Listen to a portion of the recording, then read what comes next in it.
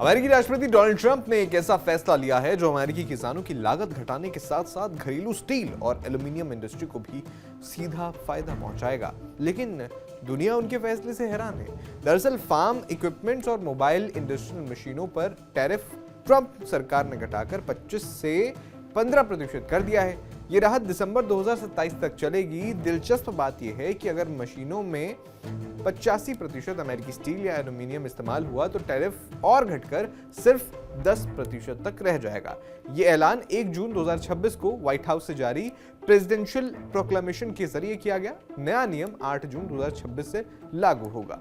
Trump सरकार का कहना है कि इससे किसानों की खेती सस्ती होगी, इंडस्ट्रियल गतिविधियां बढ़ेंगी और अमेरिकी मेटल प्रोड्यूसर्स को मजबूत सपोर्ट मिलेगा। अब सवाल यह है कि इससे भारत को क्या मिलने वाला है। पहले इस फैसले के मुख्य पॉइंट्स क्या हैं वो समझ लेते हैं। फार्म जो मशीनरी है जैसे कंबाइनर, हार्वेस्टर, ये जो उपकरण हैं इन पर 15% टैरिफ रहेगा।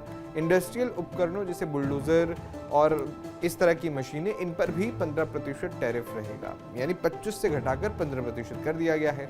अमेरिकी मेटल्स को इंसेंटिव दिया गया है, यानी अगर 85% यूएस स्टील एल्यूमिनियम वाले उपकरणों पर सिर्फ 10% तक एक्स्ट्रा ड्यूटी लगेगी। अब इनसे फायदा किन देशों को होगा? Japan, south Korea, EU, UK, Taiwan आदि जिनके साथ अमेरिका के साथ ट्रेड एग्रीमेंट है।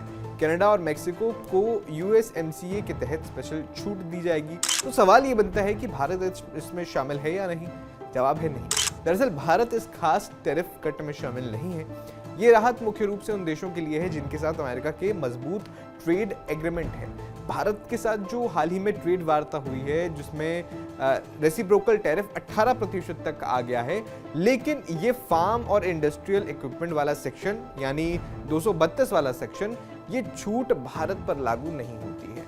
वैसे आपको बता दें कि अमेरिकी किसान लंबे समय से महंगी मशीनरी की शिकायत कर रहे थे।